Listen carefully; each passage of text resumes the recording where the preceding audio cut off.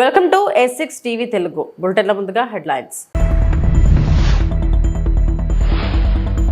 SSR botanical garden లో బెల్ చెట్టును నాటి నివాళులు అర్పించిన ప్రధాని మోడీ.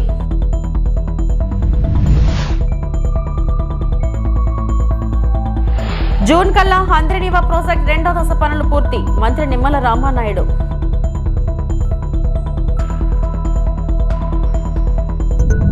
ఎస్ఎల్బీసీ సొరంగంలోకి రోబో, ముమ్మరంగా కొనసాగుతున్న గాలింపు.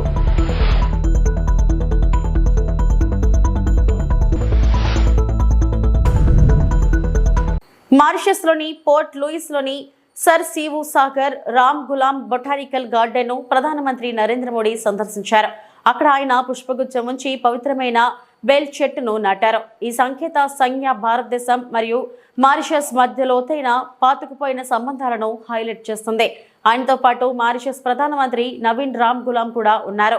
ఇది రెండు దేశాల మధ్య బలమైన దౌత్య మరియు సాంస్కృతిక సంబంధాన్ని ప్రతిబింబిస్తుంది. बहुत करीबी संबंध रखता है भारत और मॉरिशस के इतिहास को सम्मान देता है भारत और सर शिव सागर राम गुलाम को श्रद्धांजलि अर्पित की है प्रधानमंत्री ने। ये प्रधानमंत्री का मॉरिशस का दौरा जो 2015 में पहला दौरा, जिसके बाद अब दूसरे दौरे राजकीय दौरे के तहत प्रधानमंत्री पहुंचे हैं मॉरिशस। पोर्ट लुइस के इस सर शिव सागर राम गुलाम बोटानिकल गार्डन में सर शिव सागर को नमन करते हुए पुष्पांजलि अर्पित करते हुए और भारत के करोड़ों देशवासियों की ओर से उन्हें श्रद्धांजलि अर्पित करते हुए प्रधानमंत्री नरेंद्र मोदी मॉरिशस के इस सर शिव सागर राम गुलाम बोटानिकल गार्डन में। हर देश का अपना एक इतिहास होता है और इस इतिहास को जब दूसरे देश मान्यता देते हैं तो ये देश के लिए भी गौरव की बात होती है। और मॉरिशस के इतिहास की बात करें तो 1948 में ही हमने मॉरिशस को स्वीकार कर लिया था। हालांकि ब्रिटिश उपनिवेशवाद से मॉरिशस को आज़ादी 1968 में जाकर मिली थी और उसके बाद से लगातार मॉरिशस के साथ भारत हमेशा खड़ा रहा है, हर मुश्किल में साथ खड़ा रहा है, चाहे वे प्राकृतिक आपदा की बात हो या कोविड जैसे काल की बात हो। हर मुश्किल में भारत मॉरिशस को अपना करीबी मित्र समझते हुए उनके साथ खड़ा रहा है। और प्रधानमंत्री नरेंद्र मोदी के इस दौरे में भी हमने देखा है कि जिस तरह प्रधानमंत्री के आगमन पर उनका स्वागत करने के लिए स्वयं प्रधानमंत्री और 200 से अधिक बहुत महत्वपूर्ण शख्सियतें वहां पहुंची, वो ये दिखाता है कि प्रधानमंत्री नरेंद्र मोदी का मॉरिशस में ये कार्यक्रम मॉरिशस के लिए भी बहुत सम्मान की बात है। इसे बहुत सम्मानीय नजरों से मॉरिशस भी देखता है क्योंकि कल यानी హంద్రీనీవా ప్రాజెక్ట్ రెండో దశ పనులను 2025 జూన్ కల్లా పూర్తి చేస్తామని జలవనరుల శాఖ మంత్రి నిమ్మల రామానాయుడు స్పష్టం చేశారు. శాసనసభలో సభ్యులు అడిగిన ప్రశ్నలకు ఆయన సమాధానమిచ్చారు. గత తెలుగుదేశం ప్రభుత్వం 2014 నుండి 19లో హంద్రీనీవాకు 5,000 కోట్లు ఖర్చు చేస్తే 2019-24 వైసీపీ పాలనలో 500 కోట్లే ఖర్చు చేశారని వెల్లడించారు. వైసీపీ ప్రభుత్వం హంద్రీనీవా కరెంటు బిల్లులు కూడా చెల్లించకుండా బకాలు పెట్టిందని విమర్శించారు. హెచ్ఎన్ఎస్ఎస్ పనులను త్వరగా పూర్తి చేసేందుకు బడ్జెట్లో భారీగా నిధులు కేటాయించినట్లు వివరించారు. హెచ్ఎన్ఎస్ఎస్ హంద్రీనీవా ఏదైతే ఉందో మరి మొత్తం 700 కిలోమీటర్ల పొడవున దగ్గర 70 లిఫ్ట్ల పైబడి ఉన్నటువంటి ఈ హెచ్ఎన్ఎస్ఎస్ అనేది ఈ యొక్క రాయలసీమకి ఒక లైఫ్ లైన్ లాంటి ప్రాజెక్ట్ అధ్యక్ష. అందుచేతే ఆ రోజు కానీ ఈ రోజు కానీ ఎప్పుడు కూడా చంద్రబాబు నాయుడు గారు ఈ హెచ్ఎన్ఎస్ఎస్కి అత్యంత ప్రాధాన్యత ఇస్తున్న విషయాన్ని కూడా మరి ఈ సందర్భంగా ముందుగా మీకు కూడా గుర్తు చేస్తూ మరి అందులో కూడా పర్టికులర్గా మరి ఏదైతే ఈ హెచ్ఎన్ఎస్ఎస్కి సంబంధించి మరి ఈ బడ్జెట్లో కూడా పెద్ద ఎత్తున దగ్గర 3,040 కోట్ల రూపాయలు మరి అత్యధికంగా హెచ్ఎన్ఎస్ఎస్కి అంటే కరెంటు బిల్లులతో సహా కలిపి ఈరోజు మరి ఇక నిధులు ఈ యొక్క బడ్జెట్లో కేటాయించారని అంటే ఈ హంద్రీనీవా ప్రాజెక్టు పూర్తి చేయడం మీద హంద్రీనీవా ద్వారా మరి ఏదైతే అత్యంత వెనకబడినటువంటి కర్నూలు, అనంతపురం, చిత్తూరు ఉమ్మడి జిల్లాలకు సంబంధించినటువంటి రైతాంగానికి సాగునీరు, త్రాగునీరు అందించడంలో ఈ యొక్క ప్రభుత్వం యొక్క కృతనిశ్చయం అనేది అర్థమవుతున్నటువంటి పరిస్థితి అధ్యక్ష. ఏదైతే ఇప్పుడు గౌరవ సభ్యులు అడిగినటువంటి విధంగా ఈ హెచ్ఎన్ఎస్ఎస్కి సంబంధించి మరి యొక్క లైనింగ్ అండ్ వైండింగ్ సంబంధించినటువంటి పనులు సంబంధించి మరి యొక్క హెచ్ఎన్ఎస్ రెండవ దశ అంటే 216.3 కిలోమీటర్ల నుంచి 400.5 కిలోమీటర్ల వరకు ఏదైతే జీవో అంటే 3/12/24 జీవోని తీసుకొచ్చి 936 కోట్ల రూపాయలతోటి మరి యొక్క హెచ్ఎన్ఎస్ఎస్ మరి సెకండ్ ఫేజ్ కు సంబంధించి పనుల్ని టెండర్లు పిలిచి 2025 జూన్ కల్లా కంప్లీట్ చేసేటువంటి విధంగా ఒక 5 ప్యాకేజీలుగా ఈ పనులను విభజించి మరి ఆల్రెడీ వర్క్ ఆర్డర్స్ కూడా ఇవ్వడం జరిగింది అధ్యక్ష. ఈ యొక్క పనులు ఏవైతే ఉన్నాయో ఇవి కూడా ఆల్రెడీ మరి పురోగతిలో ఉన్నటువంటి విషయాన్ని కూడా ఈ సందర్భంగా తెలియజేసుకుంటున్నాను అధ్యక్ష. ఈ రకంగా అంటే ఈ యొక్క పనుల్ని పురోగతిలో పెట్టడం ద్వారా రేపు 2025 జూన్ కల్లా పనులు పూర్తి చేయాలనేటువంటి లక్ష్యంతో చంద్రబాబు నాయుడు గారు ఇచ్చిన లక్ష్యంతో పనిచేయడం ద్వారా ఈ యొక్క 216 కిలోమీటర్ జీడిపల్లి దగ్గర అంటే ప్రజెంట్ చూస్తే ఇప్పుడు కేవలం 1200 క్యూసెక్కులు మాత్రమే ఇప్పుడు నీరు ఇవ్వగలుగుతున్నాం అధ్యక్ష. ఏవైతే ఈ యొక్క హెచ్ఎన్ఎస్ఎస్ ఈ పనులు కనుక మనం పూర్తి అయినట్లయితే ఈ 1200 క్యూసెక్కుల స్థానంలో 2200 క్యూసెక్కుల నీరు వచ్చేటువంటి పరిస్థితి అధ్యక్ష. అంటే ఇప్పుడు ఉన్నటువంటి నీటి కంటే కూడా డబల్ నీటిని మనం ఏదైతే హెచ్ఎన్ఎస్ఎస్ సెకండ్ ఫేజ్లో మనం ఇవ్వగలుగుతూ ఉన్నాము అని అంటే మరి పెద్ద ఎత్తున మరి ఏదైతే ఆ యొక్క పరిసర ప్రాంతాల్లో ఉన్నటువంటి నియోజకవర్గాలకి మరి నీటి సాగునీరు త్రాగునీరు ఏ విధంగా ఇస్తున్నాం అనేది అర్థమవుతున్నటువంటి పరిస్థితి అధ్యక్ష. మరి అదేవిధంగా ఏదైతే మరి ఈ లైనింగ్ ద్వారా కూడా మరి పెద్ద ఎత్తున అంటే జలాలు కూడా అంటే మేము కొంతమంది అపోహలు కూడా ఉన్నాయి. అదైతే ఈ యొక్క మెయిన్ కెనాల్ మరి లైనింగ్ ద్వారా మరి ఏదైనా భూగర్భ జలాలు తగ్గేటువంటి పరిస్థితి ఉందనంటే మరి ఖచ్చితంగా ఏదైతే ఆ యొక్క నియోజకవర్గాలకు సంబంధించి చెరువులు ఏవైతే ఎక్కడెక్కడ ఉన్నాయో ప్రతి చెరువులకి కూడా ఈ మెయిన్ కెనాల్ నుంచి ఓటీలు తీసుకుని తద్వారా ప్రతి చెరువుని కూడా నింపేటువంటి బాధ్యత తీసుకోవాలని చెప్పేసి కూడా ఇరిగేషన్ శాఖ తీసుకోవడం, దానికి సంబంధించిన ఎస్టిమేషన్ కూడా ప్రిపేర్ చేసుకోమని చెప్పడం జరిగింది అధ్యక్ష. అంచేత ఈ పనుల్లోనే ఈ మెయిన్ కెనాల్ నుంచి ఓటీల ద్వారా అన్ని చెరువులు కూడా ఆ నియోజకవర్గాల్లో నింపడం జరుగుతుంది అధ్యక్ష. అదేవిధంగా ఏదైతే సబ్ కెనాల్స్ కానీ అదేవిధంగా వాగులు కానీ మరి చెరువుల ద్వారా నీరు ఆ రిజర్వాయర్ల ద్వారా ఆ నియోజకవర్గాలకు వస్తుంది కాబట్టి తద్వారా ఇంకా భూగర్భ జలాలు ఆ నియోజకవర్గాల్లో పెరిగేటువంటి పరిస్థితి కూడా ఉంటుందని చెప్పి మీ ద్వారా కూడా ఈ సందర్భంగా మరి తెలియజేసుకుంటూ మరి మీ ద్వారా గౌరవ సభ్యులకి అంటే ఏదైతే 2019, 2024 గత ప్రభుత్వంలో మరి 50% ఓట్లు ఇచ్చారు, 151 సీట్లు ఇచ్చారు. అయినప్పటికీ కూడా హెచ్ఎన్ఎస్ఎస్కి సంబంధించి ఒక్క రూపాయి కూడా 5 సంవత్సరాల్లో ఖర్చు పెట్టినటువంటి స్థితిలో మళ్ళీ ఈ ప్రభుత్వం వచ్చిన తర్వాతే ఇంత పెద్ద ఎత్తున 3040 కోట్ల రూపాయలు అత్యధికంగా నిధులు కేటాయించి ఈ పనుల్ని పూర్తి చేస్తున్నామని చెప్పి మరి మీ ద్వారా కూడా మరొకసారి గౌరవ సభ్యులకి తెలియజేసుకుంటూ అదేవిధంగా కాలువ శ్రీనివాసులు గారు మరి ఏదైతే ఇప్పుడే చెప్పినటువంటి పరిస్థితి ఏదైతే మరి ఉందో మరి 36C ప్యాకేజ్ ఏదైతే ఉందో మరి ఆ 36C ప్యాకేజీని కూడా ఈ మెయిన్ కెనాల్కి సంబంధించినటువంటి 6124 కోట్లు ఏదైతే ఉన్నాయో దాంట్లో మిక్స్ చేసి ఆ పనులు కూడా పూర్తి చేయమని ఏదైతే చెప్పారో మరి ఆ ప్రతిపాదనలు కూడా మేము కూడా సిద్ధం చేసుకున్నాం. అంటే ఏదైతే పేరూరు బ్రాంచ్ కెనాల్కి సంబంధించి ఈ P36 ప్యాకేజ్ ఉంది అధ్యక్ష. ఇది దగ్గర 270 కోట్ల వరకు కూడా ఉంది. ఇది కూడా గవర్నమెంట్కి మేము కూడా ప్రతిపాదనలు తీసుకుని వీటిని కూడా పూర్తి చేసేటువంటి ఆలోచనతో కూడా ముందుకెళ్తాం. నాడు రేడు అంటూ గత ప్రభుత్వం ఫేజ్ 1, 2, 3 అని మొదలుపెట్టింది. ఫేజ్ 1 పూర్తిగా చేయలేదు. ఫేజ్ 2లో అనేక పనులు పెండింగ్ ఉన్నాయి. ఫేజ్ 1, ఫేజ్ 2 పెండింగ్ పనులు పూర్తి చేయడానికి 4789 కోట్లు ఖర్చు అవుతుంది. పిల్లలను విద్యకు దూరం చేసే జీవో 117ని మా కూటమి ప్రభుత్వం రాగానే రద్దు చేసింది. ప్రత్యామ్నాయం తీసుకొచ్చి ఎక్కడైతే మౌలిక సదుపాయాల అవసరం ఉందో తెలుసుకొని రేటింగ్ మెకానిజం ప్రకారం పనులు చేస్తాం అని నారా లోకేష్ అన్నారు. 5 కోట్ల రూపాయలు మన ప్రభుత్వానికి అవసరం ఉంది అధ్యక్ష. ఇదంతా చూసిన తర్వాత ఫస్ట్ నేను అనుకుంది, ఎందుకంటే ఈ కుటుంబీ ప్రభుత్వం ఏర్పడడానికి ప్రధానమైన కారణం కూడా మనం 117 జియో రద్దు చేస్తామని చెప్తాం జరిగింది. ఎందుకంటే విద్య అనేది పిల్లలకి దూరం అవుతుంది, మళ్ళీ ప్రాథమిక విద్య తీసుకురావాలన్న ఆలోచనతో ఆ ఫోకస్ కి వెళ్దామనే లక్ష్యంతో ఉన్నాం అధ్యక్ష. దాంట్లో భాగంగా ముందర జియో 117 కి ఆల్టర్నేటివ్ తీసుకురావాలి. అది చూసుకున్న తర్వాత ఎక్కడ ఇన్ఫ్రాస్ట్రక్చర్ అవసరం ఉందో అది బేస్ చేసుకుని ఇన్ఫ్రాస్ట్రక్చర్ బిల్డ్ చేయాలనే లక్ష్యంతో మన ప్రభుత్వం ఉంది అధ్యక్ష.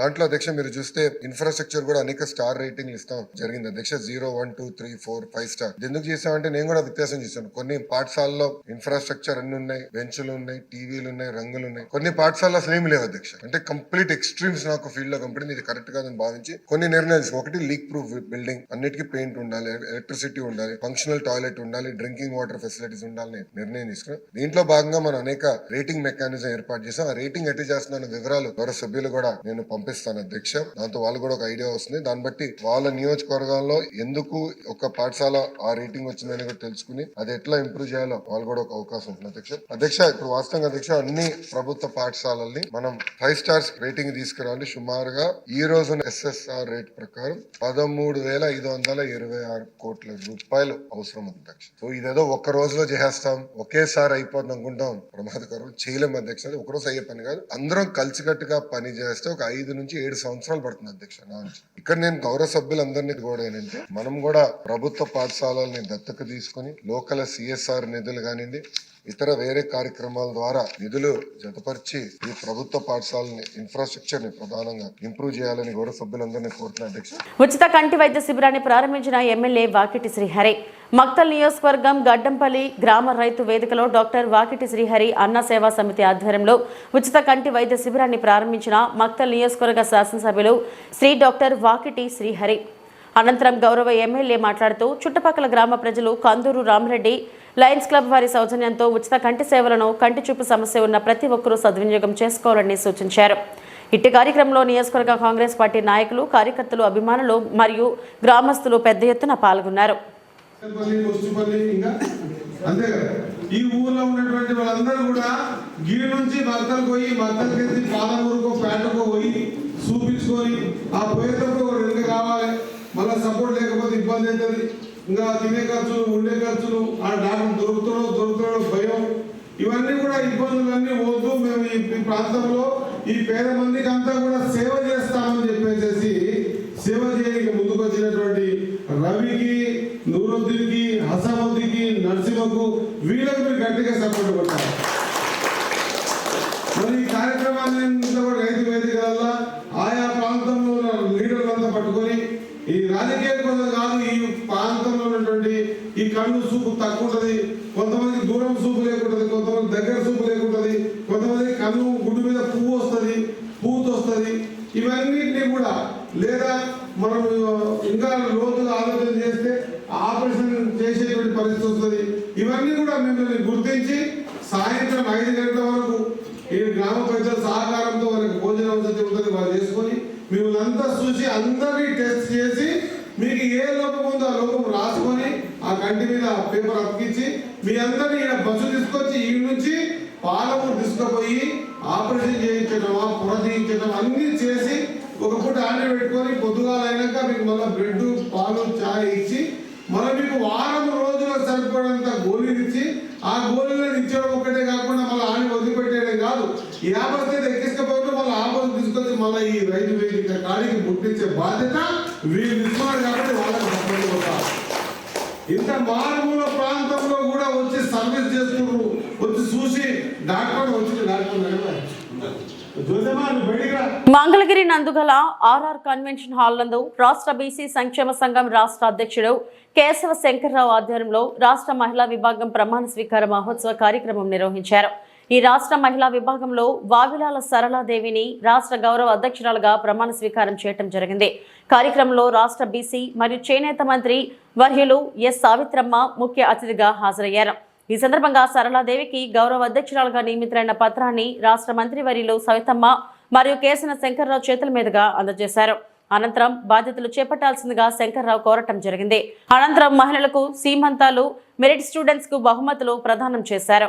మహిళా కార్యక్రమంతో ఎంతో వేడుకగా ఈ కార్యక్రమాలు నిర్వహించారు.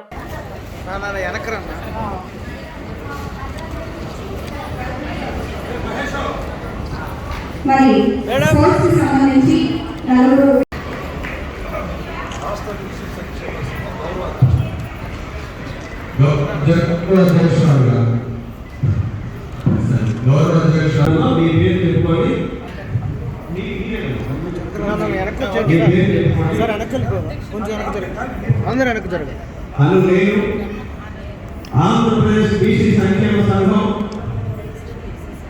రాష్ట్ర అధ్యక్షులు గౌరవనీయులు శ్రీ కేశవ శంకరరావు గారి నాయకత్వంలో ఆంధ్రప్రదేశ్ రాష్ట్ర బీసీ సంక్షేమ సంఘం నూతన కార్యవర్గంలో రాష్ట్ర అధ్యక్షురాలుగా బాధ్యతలు స్వీకరిస్తూ ప్రమాణం చేస్తున్నాను. నేటి నుండి రాష్ట్ర నాయకత్వం నాకు అప్పగించిన బాధ్యతలను పూర్తి స్థాయిలో నిర్వహిస్తూ రాష్ట్రంలో బీసీ సంక్షేమ సంఘ అభివృద్ధికి లక్ష్య సాధనకు నా వంతు కృషి చేస్తానని ప్రారంభేశాలకు అతీతంగా రాష్ట్రంలోని వెలువడిన తరగతుల వారి సమస్యల పట్ల రాజ్యాంగబద్ధమైన విషయాల పట్ల అవగాహన పెంచుకొని వారికి నిరంతరం అందుబాటులో ఉంటూ సమాజ నిర్మాణానికి సహస్రత నా వంతు కృషి చేస్తానని భగవంతుని సాక్షిగా దైవం మానుష్య రూపేణ అనుసంధాన నిలువబడిన తరగతుల వారి సాక్షిగా ప్రమాణం చేస్తున్నాను.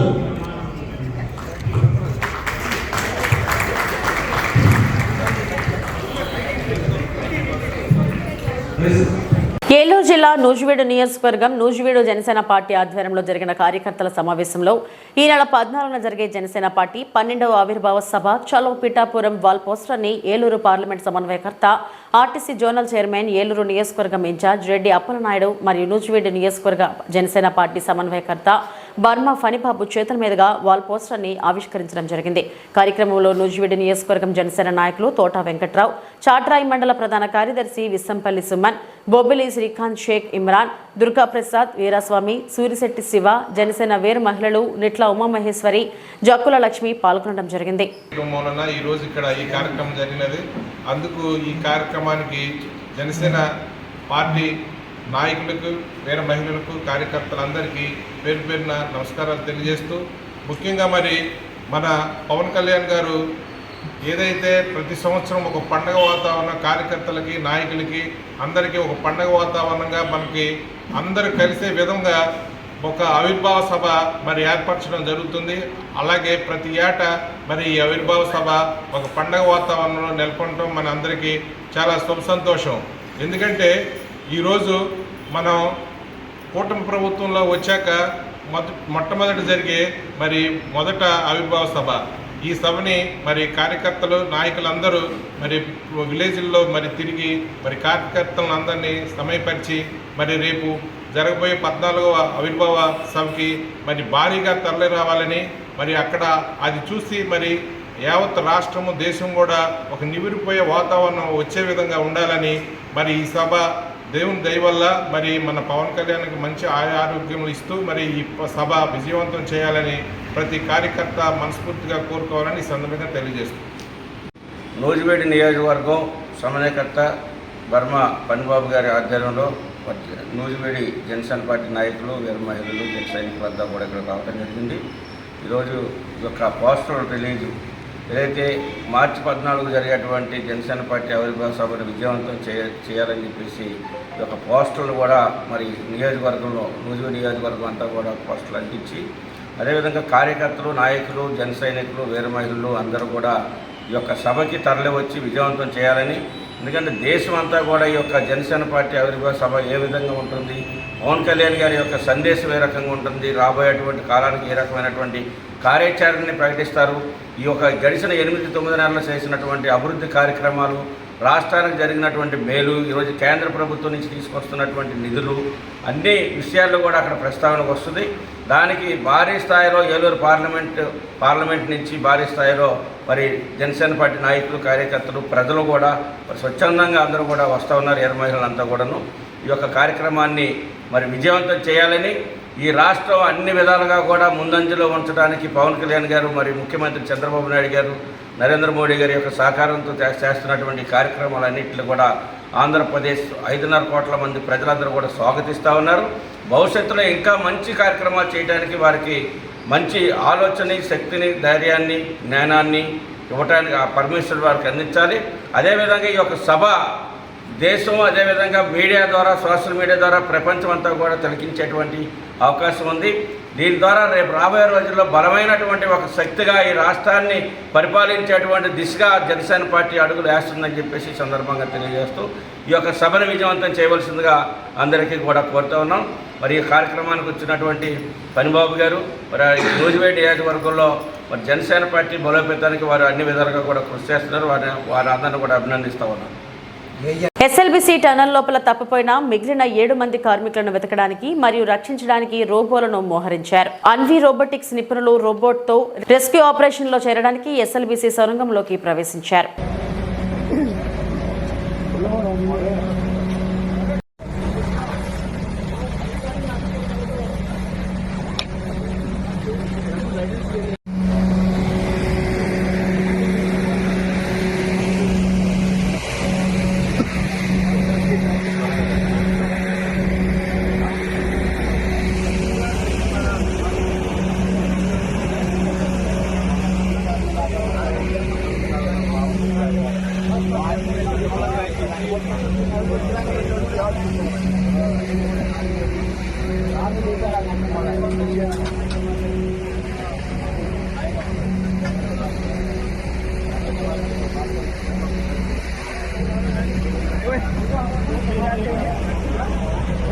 కదులుతున్న రైలు కిటికీ పట్టుకుని వేలాడుతూ ఓ యువకుడు ప్రమాదకర స్టంట్ చేశాడు.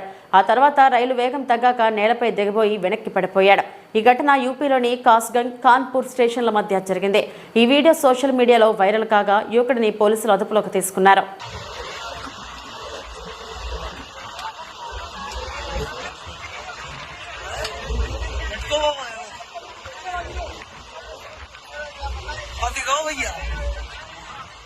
ये चप्पल चली गई।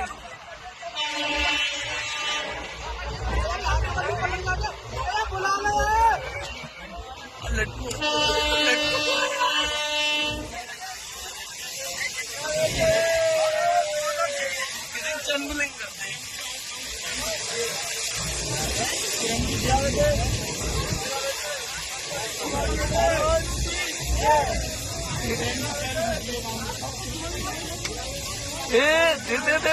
जेल दे बच्ची को एक जेल हो जाएगी। हाँ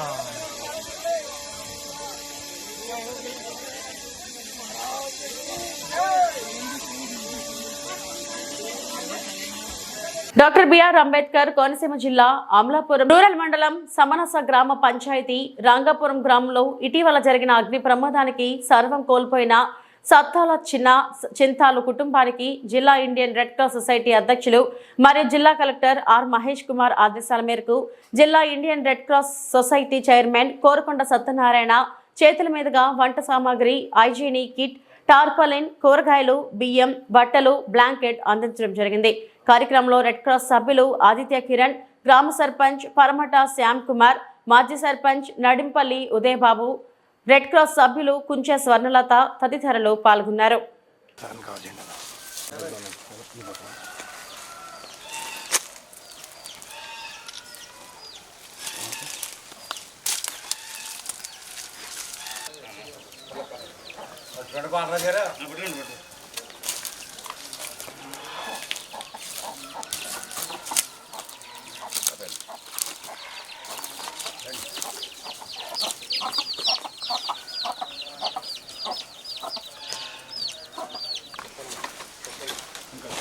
ఈరోజు మరి మా గ్రామంలో నిన్న దురదృష్టకరమైన సంఘటన జరిగింది. మరి అత్యంత పేదవారైనటువంటి 2 వ్యక్తుల యొక్క మరి తాటాకిల్లులు కాలిపోవటం, అందులో ఉన్నటువంటి సమస్తం కూడా వాళ్ళు కోల్పోవడం జరిగింది.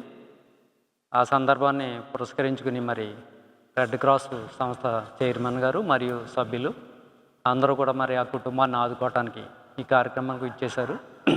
వారికి ప్రత్యేకమైన కృతజ్ఞతలు తెలియజేసుకుంటున్నాం, వారి కుటుంబం తరపున, మా గ్రామం తరపున కూడా. అంతేకాకుండా మరి ఇక్కడ ఉన్నటువంటి ఈ పరిసర ప్రాంతాల్లో ఉన్నటువంటి ఈ ప్రజా సంఘాలు కానీ, అలాగే పొలిటికల్ పార్టీస్ని కానీ, అలాగే స్వచ్ఛంద సేవా సంస్థలను కానీ గ్రామ సర్పంచ్గా నేను రిక్వెస్ట్ చేస్తూ ఉన్నాను. అత్యంత నిరుపేద కుటుంబం, మరి ఆ కుటుంబాన్ని అందరూ కూడా ఎవరికి తోచిన స్థాయిలో వారు అందరూ కూడా మరి ఆదుకుని వాళ్ళని నిలబెట్టవలసిన బాధ్యత మనందరిపైన ఉంది. మరి అందు గురించి ప్రతి ఒక్కరు కూడా సహకరించాలని చెప్పి మరి ఈ సందర్భంగా కోరుతా ఉన్నాను. అలాగే గ్రామంలో ఉన్నటువంటి యువతని కూడా మరి వారి కుటుంబాన్ని మీకు తోచిన స్థాయిలో మీరు ఏం చేయగలిగితే అది యువతను కూడా కోరుతా ఉన్నాను. అలాగే ఇక్కడ మహిళా సంఘాలు కూడా ఉన్నాయి గ్రామంలో, మహిళా సంఘాలను కూడా మీరు కోరుతా ఉన్నాను. వాళ్ళు కూడా మన కుటుంబ సభ్యులు అనుకుని మనకు తోచిన సాయం మీ మహిళా సంఘాల ద్వారా కూడా తప్పనిసరిగా వాళ్ళని ఆదుకోవాలని చెప్పి మరి ఈ సందర్భంగా తెలియజేస్తా ఉన్నాను. అలాగే గ్రామ సర్పంచ్గా నేను కూడా ఆదుకుంటాను. 2-3 రోజుల్లో నేను చేస్తానని చెప్పను కానీ చేస్తాను. గ్రామ పంచాయతీ రంగాపురం చివరి బాబునగర్లో నిన్న అగ్నిపురం జరిగింది. డాక్టర్ బాబాసాహెబ్ అంబేద్కర్ కోనసీమ జిల్లా రెడ్ క్రాస్ చైర్మన్గా పూర్కొండ సత్యనారాయణ, ఢిల్లీ నారాయణ అంటారు. ప్రెసిడెంట్ గారు జిల్లా కలెక్టర్ గారి ఆదేశాల మేరకు ఏదైతే అగ్నిప్రమాదం జరిగిందో వారికి ఆర్థిక సహాయం ఏదో చేయాలని రెడ్ క్రాస్ తరపు నుంచి మేము చేయడం వచ్చాం. ఇక్కడ మాకు ప్రెసిడెంట్ గారు, ఎక్స్ ప్రెసిడెంట్ గారు, సర్పంచ్ గారు, అలాగే మా రెడ్ క్రాస్ సభ్యులందరూ ఇక్కడ దీనికి సహకరించడానికి వచ్చారు. మేము చెప్పేది ఏంటంటే రెడ్ క్రాస్ సంస్థ అనేది ఎక్కడైతే ఆపద ఉంటుందో అక్కడ ఆదుకోవడానికి ప్రప్రథమంగా ముందంజలో ఉంటుంది. నేను ఇక్కడ ఉన్న ప్రెసిడెంట్ గారిని అయితేనేమి, గ్రామస్తులు అయితేనేమి వీళ్ళందరినీ అప్పీల్ చేయడం కూడా జరిగింది. మీరందరూ రెడ్ క్రాస్ సహకరించండి. అది సహకరించడం వల్ల రెడ్ క్రాస్లో ఇటువంటి సంఘటన జరిగినప్పుడు ఇమీడియట్లీగా మాకు తెలియపరిస్తే దాన్ని గవర్నమెంట్ దృష్టికి తీసుకెళ్ళి రావాల్సిన రాయితీలు వచ్చే విధంగా చేయడానికి దోహదపడుతుందని అందరినీ మేమందరం అప్పీల్ చేయడం జరిగింది. ఫైర్ యాక్సిడెంట్ అనేది సాధారణంగా పాపం సర్వం కోల్పోతారు. ఏ యాక్సిడెంట్ అని అయితే చాలా వరకు మిగిలితే కానీ ఫైర్ యాక్సిడెంట్ అనేది వారికి ఏమీ మిగలం. అందుచేత మానవతా దృక్పథంతో మనిషిగా జీవించాలి, ఒకరికి సహాయం చేయాలని ఆదురతతోటి అందరినీ అప్పీల్ చేసాం. మీరు చేయవలసింది చేయండి, మేము కూడా రెడ్ క్రాస్ తరపు నుంచి మేము చేయవలసింది మేము చేసాం. అదేవిధంగా కలెక్టర్ గారి ఆదేశాల మేరకు ఏదైతే జరుగుతుందో దానికి విఆర్ఓ గారు, ఎంఆర్ఓ గారు సర్టిఫికేట్ తీస్తే దాన్ని తీసుకుని వెళ్ళి కలెక్టర్ గారికి సబ్మిట్ చేసి వాళ్ళకి రావాల్సిన రాయితీలో మొట్టమొదటిసారిగా అంటే ప్రథమగా ఎక్కువ స్పీడ్లో రావడానికి, ప్రయారిటీలో రావడానికి మేము ప్రయత్నాలు చేయడంలో ఎటువంటి లోపం ఉండదని తెలియపరుస్తూ, అలాగే విఆర్ఓ గారు, ఎంఆర్ఓ గారు కూడా దీనికి సహకరించారు. ఎంఆర్ఓ గారు నేను వెంటనే ఫోన్ చేయడం జరిగింది. అలాగే ప్రెసిడెంట్ గారు, ఎక్స్ సర్పంచ్ గారు నిన్న మరి రెడ్ క్రాస్ కూడా తెలియపరచడం జరిగింది. అందుచేత మీరందరూ రెడ్ క్రాస్ని ప్రోత్సహించండి. రెడ్ క్రాస్ జాయిన్ అయ్యి రెడ్ క్రాస్ సహకరిస్తే మరిన్ని కార్యక్రమాలు చేయడానికి దోహదపడుతుందని తెలియపరుస్తున్నాను. జై హింద్. ఇప్పటివరకు నా బులెటిన్ అప్డేట్స్. నమస్తే.